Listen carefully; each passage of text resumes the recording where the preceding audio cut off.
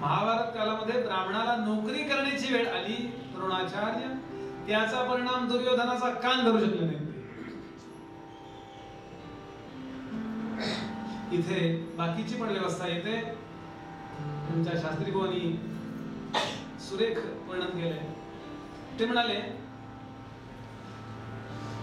राजसत्ता कशी चालवावी हा गेले लाखो वर्ष अनेक प्रयोग चालले आहेत. त्यामध्ये सर्वोत्तम यशस्वी प्रयोग म्हणजे रामायण आहे म्हणाले. फॅसिझम कम्युनिझमला हा प्रश्न सुटलाय का? साम्यवादाला हा प्रश्न सुटला नाही. रशिया साम्यवादाच्या नादाला लागला. कझाकिस्तान निर्माण झाला, पुन्हा धर्म छाताडावर बसला त्यांच्या. अनेक अनेक अनेक प्रयोग झाले.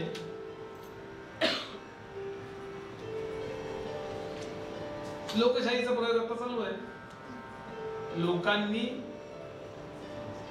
लोकांकरता लोकांतर्फे लोकांसाठी चालवलेली शाही म्हणजे for the people, by the people आणि ऑफ द पीपल. पण त्यांनी सांगितलं for the people, by the people and of the people. हेतू खूपच चांगला आहे, प्रश्नच नाहीये. पण राज्यावरती बसलेले सत्ताधीश आहेत या लोकशाहीचा गैरवापर करून छोट्या छोट्या 70 वर्षानंतर वीज आणि पाणी याच्यावर करता जर आपल्याला मत द्यायला लागत असतील तर 70 वर्ष काय केला प्रश्न आहे. खूप मोठा काळ आहे. सिंगापूरला आपण गेलेले आहोत. आपल्या साधारण बरोबर स्वातंत्र्य मिळालंय. किती छोटस राष्ट्र आहे. पण आता नोटेवर जायचं चित्र आहे. आता 2-3 वर्षापूर्वीच गेलेले. ते म्हणायचे जर तुम्ही चुकीचं वागलात तर भूत होऊन मी तुमच्या उरावर बसीन. एक महापुरुष असा निर्माण झाला ज्यांनी तिथं व्हिसा किती सोपा आहे. आहेत का बॉम्बस्फोट? आहे काही? चोर एका तासात सापडतो. आणि असे पुष्कळ देश आहे. मला काय सांगायचं आपल्या समोर की लोकशाहीचा प्रयोग आपण करायला गेलोय पण केवढा फसलाय सांगा. मान्य करावं लागेल आपल्याला. कोणीतरी लिहिली घटना वगैरे असलं त्याच्यात अडकून. एक साधा प्रश्न विचारतो मी आपल्याला, जो आमच्या पंडित कोपरकर बुवानी आमच्या कीर्तनकार बाबासाहेबांना विचारला होता. टिळक रोडला त्यांचं ऑफिस होतं. मी पाहिलेलं नाही हे, पण मी त्यांच्याकडून ऐकलं. गण्णांच्याकडे मी तपोधामला नेहमी जायचो. ते म्हणाले बाबा, ते त्यांच्या वयाचेच होते. मी प्रश्न विचारला. ते आधी जाताना घटना पाठ करून गेले. घटनेबद्दल काही ऑब्जेक्शन आहे का याबद्दल त्यांनी टिळक रोडला ऑफिस काढलं होतं. तर आमचे गन्ना कोपरकर बुवा भेटायला गेले आणि घटना त्यांनी पाठ म्हणून दाखवली.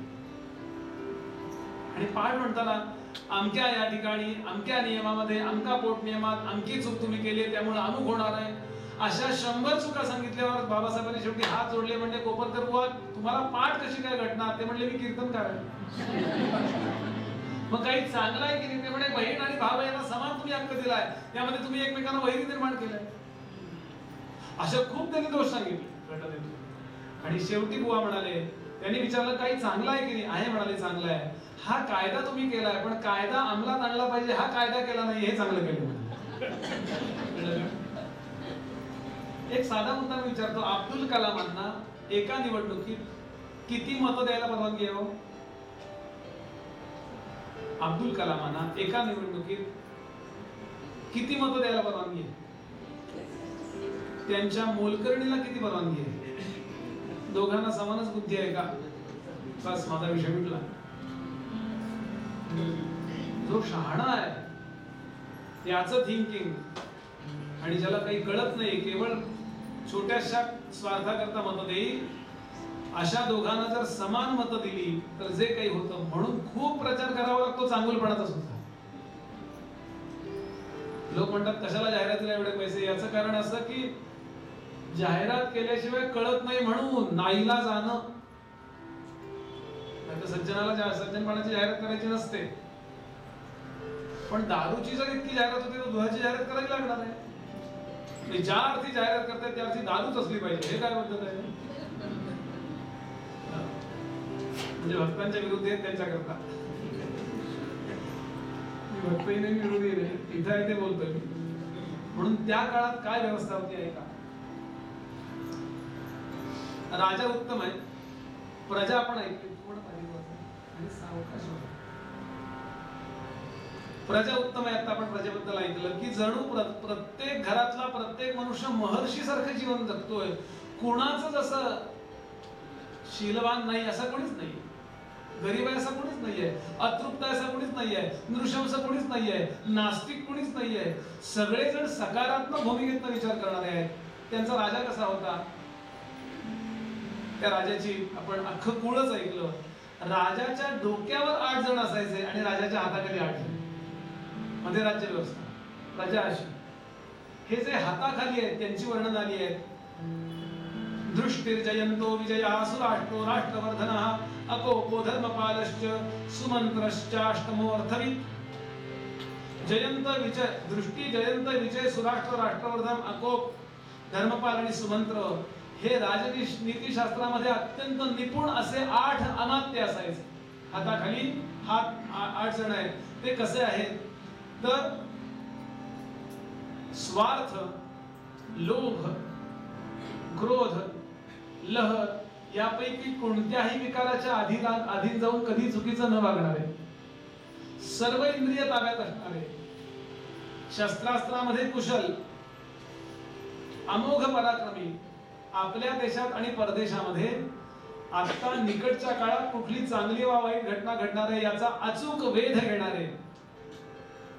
एखादा गुप्तहेर धावत धावत काही माहिती सांगायला आला तर त्याच्या देहबोलीवरून तो सांगतोय काय आणि तो लपवतोय काय हे ओळखणारे.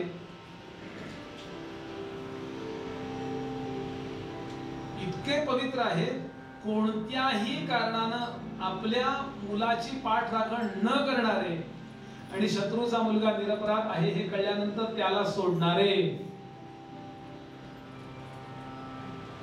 कौटिल्य या अर्थशास्त्रामध्ये अमात्य परीक्षेचे जे निकष दिले त्यामध्ये पहिला निकष दिलाय तो निस्वार्थ आहे ना. बघा, आपला मुलगा कुठल्या घोटाळ्यात अडकलाय म्हणून स्वच्छ ज्यांचं अंबर आहे, चित म्हणजे स्वच्छ, चित अंबर, त्याची पाठराखण करतात का? वडिलांनी लोकांना खूप लालूच दाखवली पण मुलगा खूप तेजस्वी आहे असं म्हणतात का?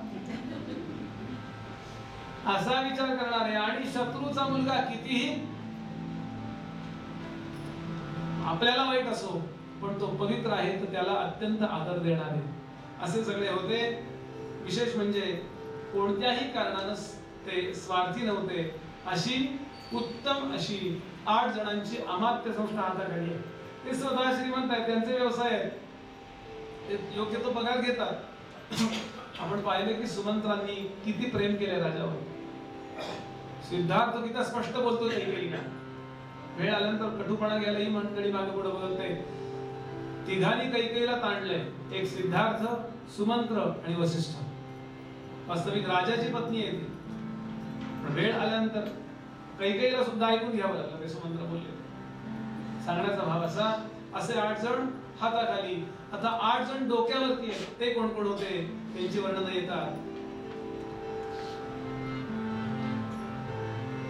पृथ्वीजौ दवावभिमतौ तस्यास्ता मृषिसौ समौ वसिष्ठौ वसिष्ठो वामदेवश्च मंत्रिणश्च तथा परे सुयज्ञो अप्यथ जाबालिः कश्यपो अप्यथ गौतमः का मार्कंडेयस्तु दीर्घायुः तथा कात्यायनो द्विजः. 8 जण डोक्यावरती आहेत. त्यांची नावं, पहिले वसिष्ठ, दुसरे वामदेव, विशेष मंत्री आहेत होते. यानंतर सुयज्ञ, जाबाली, कश्यप, गौतम, मार्कंडेय, दीर्घायू असे कात्यायन हे 6 जण उरलेले. असे 8 जण डोक्यावरती. ते जंगलात राहत, वनामध्ये राहत. फक्त राजा बोलवेल तेव्हा ते येत आणि मार्गदर्शन करेल. पोटाच्या करता, उदरनिर्वाह करता ते राजावर अवलंबून नसत. केवळ त्याग, तपश्चर्या इतकंच नव्हे तर विश्वप्रेम आणि वैराग्य या गुणांनी मंडित असणारे 8 जण राजाला मार्गदर्शन करीत. त्यामुळे त्यांच्या करून जो निर्णय घेतला जात असे तो नेहमी निस्वार्थ असे. राजा चुकीचा वागला तर त्याला कान धरता आला पाहिजे, याकरता मी निस्वार्थ असला पाहिजे, त्याचा जो गुरु आहे तो निस्वार्थ असला पाहिजे. आपण कथा ऐकली असेल, कणाद नावाचे ऋषी होते, ज्यांनी कणाचा शोध लावला म्हणून त्यांचं नाव कणाद असं पडलं. कणादे ती कणादहा, कणादाची व्याख्या सांगितली. कणादे ती कण ज्यांनी शोधून काढलं. असे कणाद मोठे सायंटिस्ट होते, पण त्यांचा नियम होता ते कधी कोणाकडे जेवायचे नाही. मोठ्या मोठ्या राजे लोकांकडे जायचे, पण भूक जेव्हा लागायची सरण 11 11:30 दुपारी एकदा जेवायचे. पूर्वी माणसं एकदा जेवायची 3दा आंघोळ करायची, मी नेहमी सांगतो.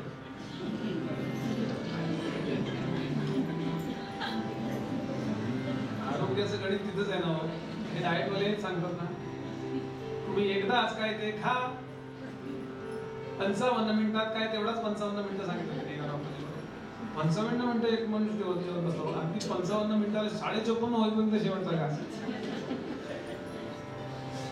हे 11 आत्ताच्या भाषेत बोलतो, 11 11:30 वाजता बाहेर पडायचे, ज्या प्रोजेक्टला आहे तिथून बाहेर पडायचे आणि गावातल्या कुठल्याही मोंढ्यात जायचे. मोंढ्यात म्हणजे बाजारात, मार्केट यार्डात. आता आज सुद्धा तुम्ही कुठेही जा, भरपूर धान्य खाली सांडलेलं असतं. कण गोळा करायचे, तासभर गोळा करायचे. तासभरात किती गोळा होती असं भरायचं नाही एक टोपलीनं, हाताने एक एक गोळा करायचे आणि गोळा करून झाल्यानंतर ते एका पितळेच्या भांड्यामध्ये शिजवायचे आणि तेवढं खायचं एकदा. कण गोळा करून जेवायचे म्हणून त्याचं नाव पडलं कणाद. असे एकदा जनकाकडे गेले. मिथिलेला एक प्रोजेक्ट उभा करायचा आहे, त्याकरता मोठे मोठे मिथिलेतले सायंटिस्ट आणि हे त्यांचे मुख्य, असं त्यांचं काम चाललंय. आता हे सरण 11 11:30 12 पर्यंत त्या दरबारात राजसभेत बसायचे, ते सगळे सांगायचे आलो मी राजा म्हणून. ती मंडळी जेवायला जायची, हे जायचे बाहेर गावातल्या एखाद्या मोंढ्यात जायचे, तिथं खाली पडलेलं गोळा करायचं. तेवढं मुठभर त्या कोंजळवर गोळा झालं की त्याचा स्वयंपाक करायचे, जेवायचे. 2 वाजता दरबारात हजर. जनकाने विचारला आपल्या गुप्तहेरात हे प्रश्न की हे दुपारी जातात कुठं? म्हणले जेवायला जातात. अच्छा, त्यांची वेगळी व्यवस्था, स्वतः हाताने करून हाताने करून जेवतात म्हणाले. पण त्यांना मग धान्य तरी आपण पुरवूया, त्यांनी हाताने आपण शिधा देऊया. ते म्हणाले शिधा घेत नाहीत. ते गावातल्या एखाद्या बाजारात जाऊन आज या बाजारात गेले तर उद्या त्या बाजारात असे गोळा करतात कण आणि ते कण शिजवून खातात, एकदा जेवतात. जनकाने त्याला सांगितलं जोपर्यंत तुम्ही माझ्या राज्यात आहात तोपर्यंत तुम्ही असं वेचून जेवायचं नाही. It's my order. प्रेमाने बोलतो तो. आपण बोलतो की नाही, बुवा आमच्या घरी आला ना चहा घेतल्याशिवाय जायचं नाही म्हणतो की नाही आपण, म्हणजे म्हणायला पाहिजे की नाही.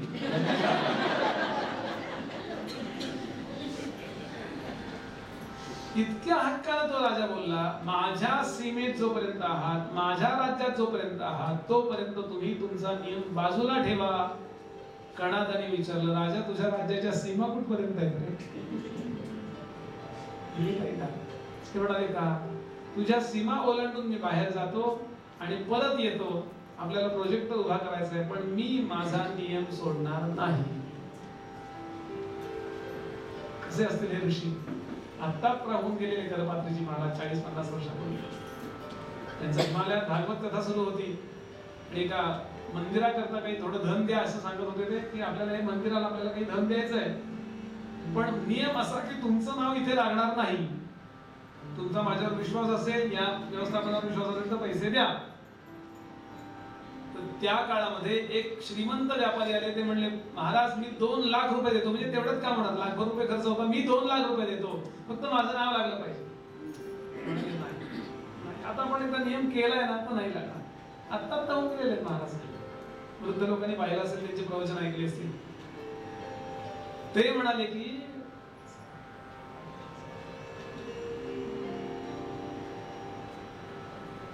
थोडेसे रागावले ते श्रीमंत ग्रस्त रागावले. ते म्हणले, तुम्हाला एक तरी इतक्या गर्दीत एक तरी भेटलाय का एक मी 2 लाख रुपये देणार? थोडस एक. महाराज शांतपणा म्हणाले, इतके 2 लाख रुपये द्यायला तयार असून सुद्धा आपला नियम न सोडणारा एक तरी साधू तुम्हाला भेटलाय का?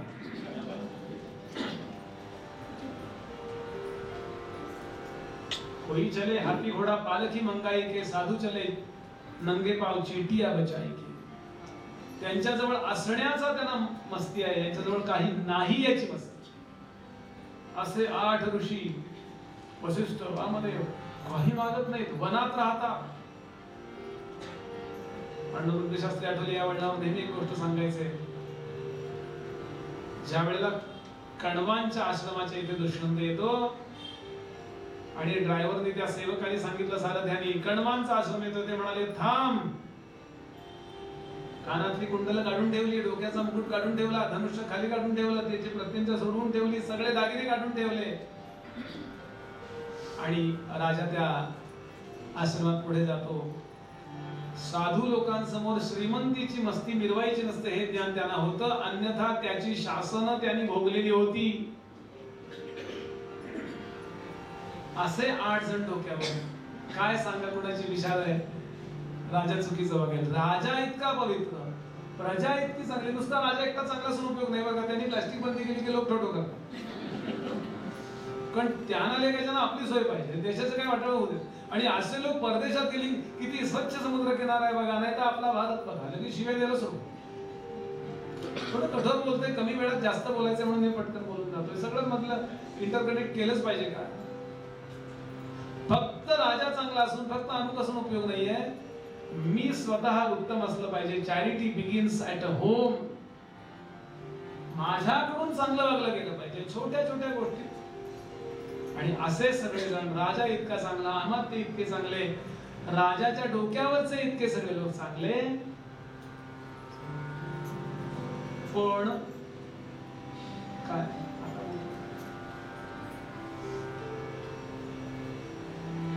शल्य एकते कौसल्येसी दिसे सुमित्रा सदा उदासी. शल्य एकते कौसल्येसी दिसे सुमित्रा सदा उदासी. कैक कैकयी करी नवसासी.